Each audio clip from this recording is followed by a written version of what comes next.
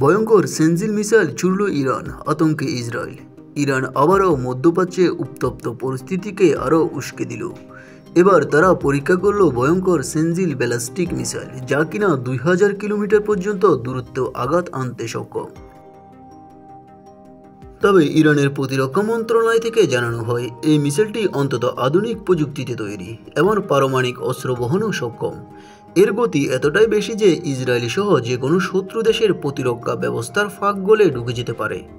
বিশেষজ্ঞদের মতে এই সেনজিল মিসাইল ছোড়া অর্থ খুবই পরিষ্কার। ইরান এই বার্তা দিতে চায় যে তারা যুদ্ধের জন্য প্রস্তুত। এই মধ্যপ্রাচ্যে তাদের আধিপত্য কেউ চ্যালেঞ্জ করুক, তারা তা চায় না। তবে ইরানের এই ঘটনার পর ইসরায়েলের প্রতিরক্ষা বিভাগে দেখা যায় চরম আতঙ্কে। তারা বলছে এ ধরনের মিসাইল ইসরায়েলের জন্য মারাত্মক হুমকি। এই যুদ্ধ পরিস্থিতি এড়াতে হলে দ্রুত কূটনীতিক ও সামরিক প্রস্তুতি নিতে হবে।